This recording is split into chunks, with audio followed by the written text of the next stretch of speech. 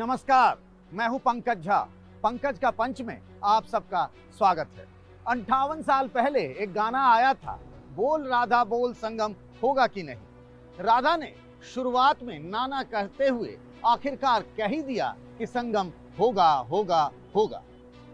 UP की राजनीति में इन दिनों संगम का विमर्श खूब हो रहा है।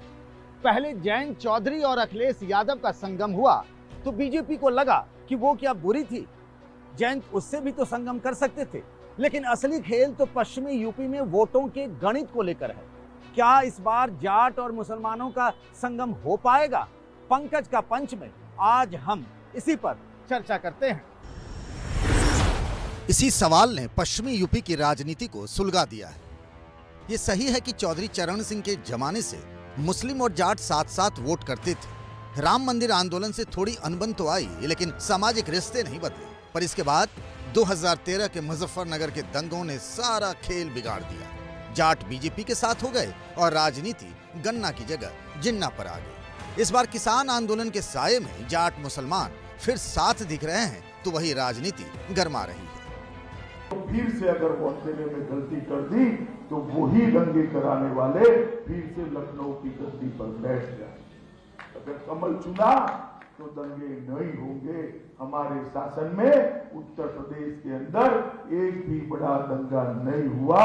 दंगा करने वाले जेल की सलाखों के पीछे।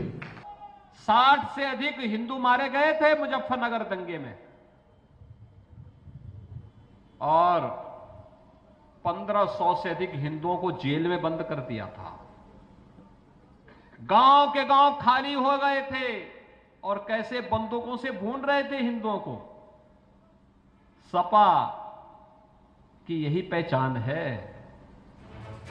अगर पश्चिमी यूपी में जाट और मुसलमान साथ हो गए तो फिर ये बीजेपी के लिए खतरे की घंटी है। बीजेपी के थिंक टैंक को इस खतरे का एहसास है, इसीलिए तो वे सारे मुद्दे उछाले जा रहे हैं जिनसे जाट और मुसलमान कभी एकजुट ना हो पाए।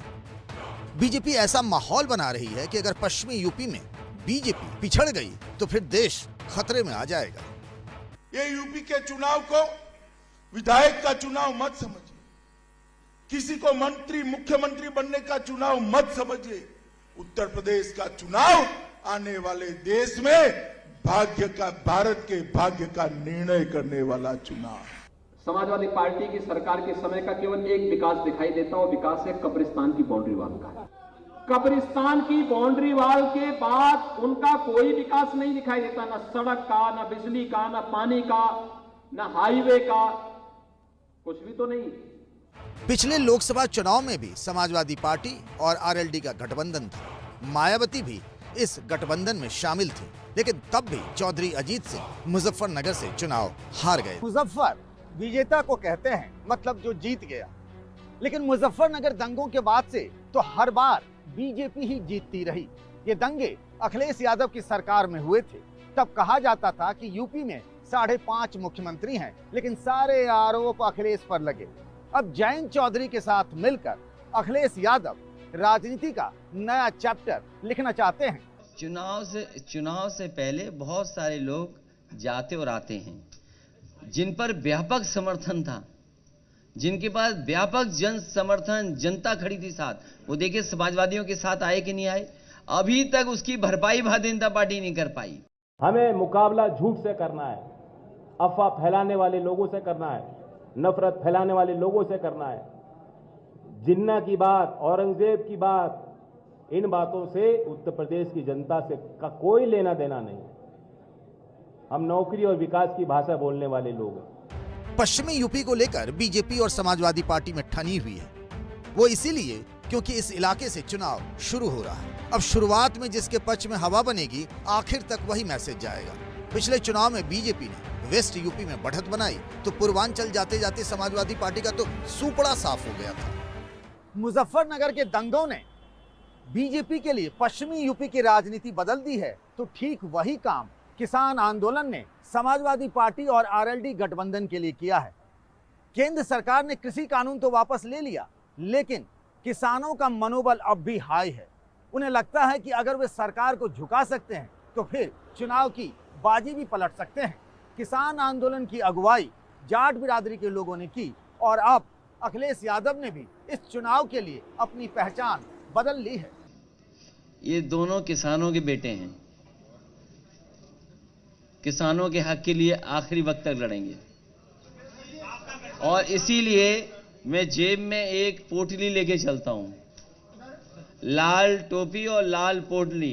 प्रेस कॉन्फ्रेंस के बहाने ही अखिलेश यादव और जयंत चौधरी ने उसी मुजफ्फरनगर से प्रचार शुरू किया है जहां से इस बार समाजवादी पार्टी और आरएलडी ने कोई मुस्लिम उम्मीदवार नहीं दिया है, जबकि इस इलाके में मुसलमानों की ठीक ठाक आबादी है। चुनाव हिंदू और मुसलमान का ना हो पाए, इसीलिए गठबंधन ने ये फार्मूला आजमाया है।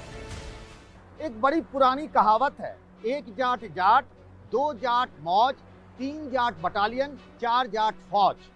पश्चिमी यूपी में तो लाखों जाटों की एक एक वोट के लिए बीजेपी और समाजवादी पार्टी आरएलडी गठबंधन में जबरदस्त लड़ाई है। मुसलमानों ने तो अपना मन बना रखा है, बस जाट वोटरों के साथ उनका संगम हो जाए, यही फार्मूला है अखिलेश और जयंत चौधरी का।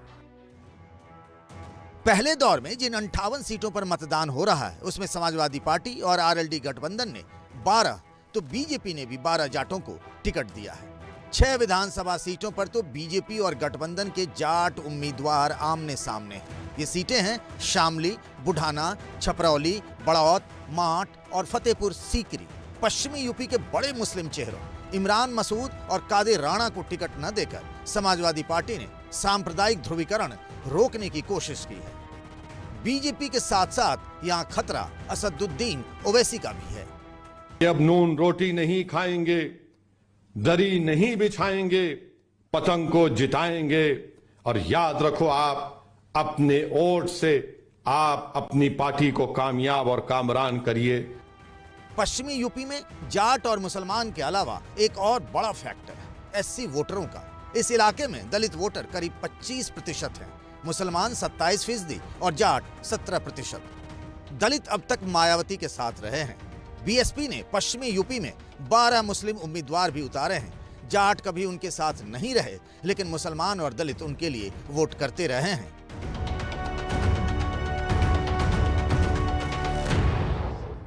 मायावती ने इस चुनाव में एग्रेसिव कैंपेनिंग नहीं किया है, इससे उनके जाटों वोटों पर फर्क पड़ेगा, जबकि ऐसा नहीं है। जाटों वोट अभी भी मायावती को शायद उतनी एग्रेसिव कैंपेनिंग उनके लिए करने की जरूरत नहीं है। जाटों वोटों के लिए वो पूरी तरह से उसके साथ हैं, कुछ प्रतिशत इधर उधर जा सकते हैं। तो किसान और मुसलमान का एक पुराना समीकरण था। 2013 में मुजफ्फरनगर दंगे से जो दरारें खिंच गई थी और एक तरह से जाट और मुसलमान, जाट वर्सेस मुसलमान एक दंगा हो गया था, वो सेंटिमेंट्स डाइल्यूट हुए हैं। कहा जा रहा है कि यूपी में काबा तो राजनीतिक दल अपने अपने हिसाब से जवाब दे देते हैं, लेकिन यूपी में चुनाव बा, वोटर पे दांव बा, मुश्किल में पड़ला पर सहयोगी खोजात बा। जयंत चौधरी के रूप में बीजेपी ने सहयोगी खोजना शुरू कर दिया है, लेकिन जयंत चौधरी अभी तो यही कह रहे हैं कि अखिलेश के साथ संगम हो चुका है। वैसे चुनाव के बाद का भी उनका ऑफर खुला हुआ है। बाकी क्या होगा 10 मार्च के इंतजार बा। तो पंकज का पंच में आज के लिए बस इतना ही। अगले हफ्ते इसी समय आप सबसे मुलाकात होगी, तब तक अपना ख्याल रखिएगा। नमस्कार।